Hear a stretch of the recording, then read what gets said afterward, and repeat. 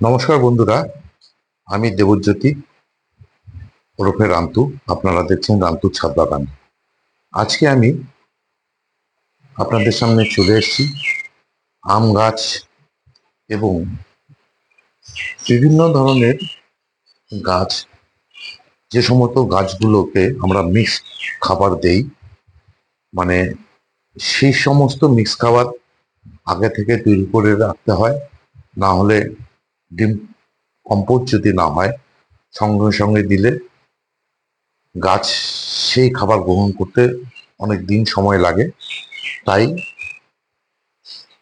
এই গাছকে খাবার দেওয়ার অন্তত 1 মাস 1.5 মাস আগে যদি আপনারা আহ, এই মিক্স খাবার তৈরি করে রাখেন, তাহলে কিন্তু বন্ধুরা আপনাদের খাবারটা একদম তৈরি হয়ে যাবে। যেদিনই আপনারা গাছে খাবারটি প্রদান করবেন, সেদিন থেকে কিন্তু গাছ গ্রহণ করতে শুরু করবে। আজকে আমি আপনাদের সামনে দেখাচ্ছি আম গাছের মিক্স খাবার।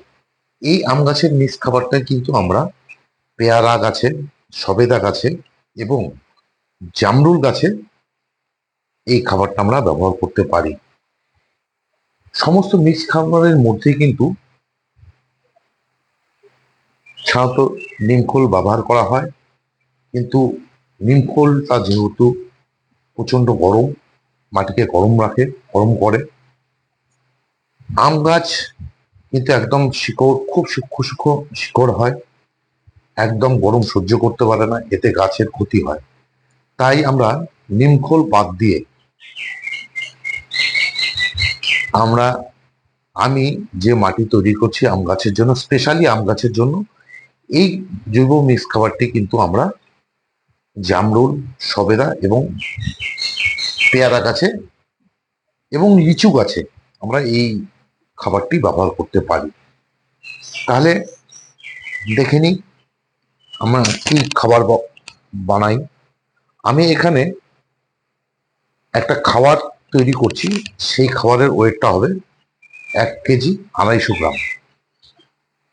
এখানে দেখুন বন্ধুরা, এই যে গোবর, গোবর সার, 1 বছরের পুরনো গোবর, সেটাকে আমি শুকিয়ে চেলে ঝুরঝুরা করে নিয়েছি। ঝুরঝুরো করে দেখুন কি সুন্দর গোবর সার, 1 বছরের পুরনো, 1 বছরের বেশি হবে এটা আমার। এটা নিয়েছি। এই যে আমি মাপার জন্য যন্ত্র নিয়েছি। এখানে আমি 1 কেজি গোবর সার নেব। বন্ধুরা দেখুন, এই যে হাড় গুঁড়ো,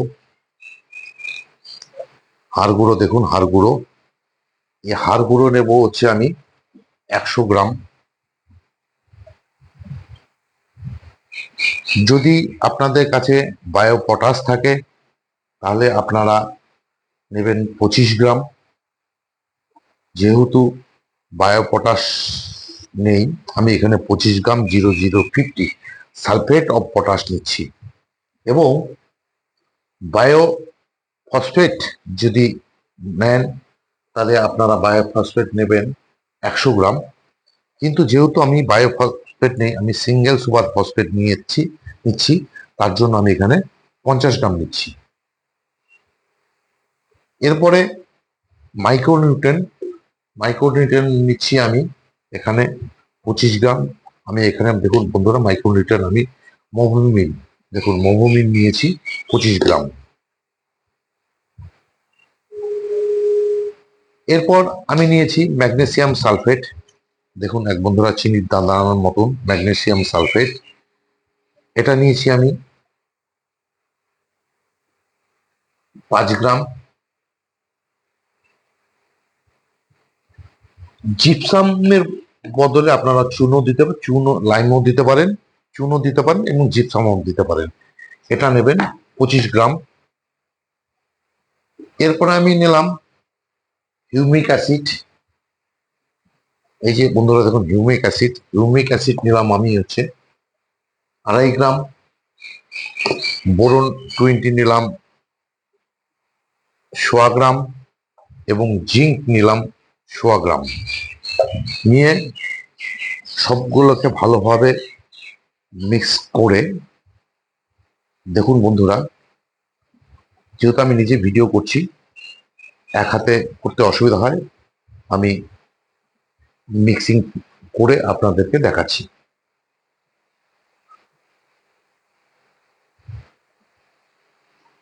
দেখুন বন্ধুরা, এই যে আমার মিক্সিং এখানে তৈরি, যে মিক্স করে নিয়েছি আমি। এবার কি করব, আমি এটাকে একদম জারে বন্দি করে রেখে দেব। রেখে দিয়ে 1 মাস পরে আমি এই সারটি ব্যবহার করব। আর যেদিন ব্যবহার করব তার আগের দিন আমি এই সারের মধ্যে 5 গ্রামের মতন ট্রাইকোডার্মা ভিরিডিটি জৈব ফাঙ্গিসাইড যেটাকে বলা হয়, সেটা আমি ব্যবহার করব। ব্যবহার করে আমি এই গাছে, প্রতিটা গাছে এরকম 1 মুঠো করে গাছের চারপাশে মাটিটাকে প্রথমে খুঁড়ে নেব। খুঁড়ে নিয়ে তারপর চারপাশে দিয়ে আবার মাটি দিয়ে সারটিকে বুঝিয়ে দিয়ে গাছে জল দিয়ে দেবো। আমি যে এই আম গাছের মিক্স খাবারটি অ্যাকচুয়ালি আমার এই মাসেই দেওয়ার কথা ছিল, কিন্তু আমি ভেবেছিলাম আমার কাছে মিক্স খাবার আছে। আজ সকালবেলা আমি মিক্স খাবার চেক করতে গিয়ে দেখি আমার কাছে কম আছে, তাই আমি এই মিক্স খাবারটা আজকে বানালাম। আমার কাছে যেই আম গাছ যতটুকু খাবার আছে, ওই খাবারটি দিয়ে আমি আম গাছের মিক্স খাবার হয়ে যাবে। সুতরাং আমি এই আম গাছের যে মিক্স খাবারটি, এটি আমি ব্যবহার করব অক্টোবর মাসের শেষের দিকে বা হচ্ছে নভেম্বর মাসে। কারণ আমার চেরি গাছেও এই খাবার দেওয়া যায়। পেয়ারা গাছে আমি এই খাবারই দেই। জামরুল গাছ নেই আমার কাছে, জামরুল আসবে আমার বাগানে। লিচু গাছ নেই, লিচু গাছও আসবে আমার বাগানে। সবেদা আছে, সবেদা গাছে আমি অক্টোবর মাসে এই খাবারটি ব্যবহার করব। আমি আমার যে ফলের গাছ আছে, ফলের গাছে একমাত্র লেবু বাদ দিয়ে, লেবু গাছে আমি বছরে 4 বার খাবার দিই। এবং এই যে আম বলুন, অন্যান্য ফলের গাছে আমি বছরে 3 বার খাবার দিই। এই 3 বার খাবার আমি কি কি দেই? এপ্রিল মাস, সেপ্টেম্বর মাস এবং নভেম্বর মাসে। যেহেতু নভেম্বর মাসের পরে গাছ ডরমেন্সিতে চলে যায়, এবং ডরমেন্সিতে যাওয়ার আগে গাছকে ভরপুর খাবার দিতে হয়। এরপরে যখন তাদের ডরমেন্সি ভাঙে তখন তারা ফল ফুল দিতে শুরু করে। এটাই গাছের ধর্ম, যার জন্য আমি এপ্রিল মাসে 1 বার মিক্স খাবার দিই, সেপ্টেম্বরে 1 বার দিই, নভেম্বরে 1 বার দিই। এবার 3 বছরে আমি এই ফল গাছগুলোতে আমি 3 বার খাবার দিই। কিন্তু সাইট্রাস জাতীয় গাছ মানে লেবু জাতীয় গাছে আমি বছরে 4 বার খাবার দিই। এবার এই খাবারের সঙ্গেই যদি আমি নিমখোল ব্যবহার করি, তাহলেই কিন্তু আপনার লেবু গাছের মিক্স খাবার তৈরি হয়ে যায়। কিন্তু লেবু গাছের মিক্স খাবারটি আমি তৈরি করব, সেটাও আপনাদের সঙ্গে শেয়ার করছি। দেখুন, আপাতত এই ভিডিওটা এখানেই থাকলো। এর পরের ভিডিওতে আপনারা আমি লেবু গাছের কি মিক্স খাবার তৈরি করি, সেই মিক্স খাবারটি আপনারা পেয়ে যাবেন। ভালো থাকবেন, সুস্থ থাকবেন, সবুজের সাথে থাকবেন। আর যদি এই ধরনের নিত্য নতুন ভিডিও আপনারা পেতে চান, তাহলে আমার চ্যানেলটিকে সাবস্ক্রাইব করবেন। ভালো থাকবেন, সুস্থ থাকবেন, সবুজের সাথে থাকবেন। ধন্যবাদ।